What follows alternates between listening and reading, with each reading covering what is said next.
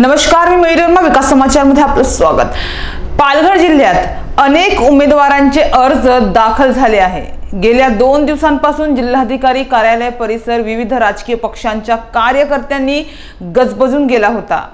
पालघर जिल्ह्यात 20 मे रोजी मतदान होणार आहे। त्यासाठी या ठिकाणी उमेदवारी अर्ज दाखल करण्याचा कालचा 3 मे रोजी शेवटचा दिवस होता। काल शुक्रवारी भाजपचे उमेदवार डॉक्टर हेमंत सावरा यांनीही शक्ती प्रदर्शन करत आपला उमेदवारी अर्ज दाखल केलाय। यावेळी पालकमंत्री रवींद्र चव्हाण व डहाणू नगर परिषदेचे नगराध्यक्ष भरत राजपूत उपस्थित होते।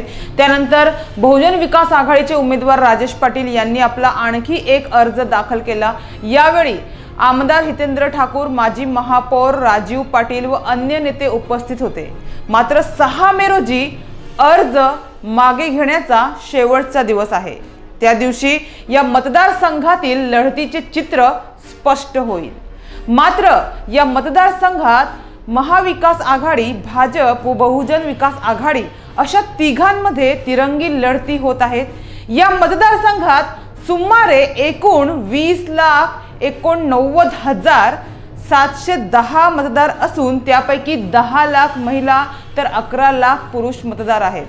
येत्या 20 मे रोजी होणाऱ्या निवडणुकीच्या प्रचारासाठी देवेंद्र फडणवीस, अमित शहा, उद्धव ठाकरे, शरद पवार, आदित्य ठाकरे व आमदार हितेंद्र ठाकूर या दिग्गज नेत्यांच्या जाहीर सभा होणार आहेत। तत्पूर्वी मात्र सर्वच उमेदवारांनी मतदारसंघात जोरदार प्रचाराला सुरुवात केली आहे।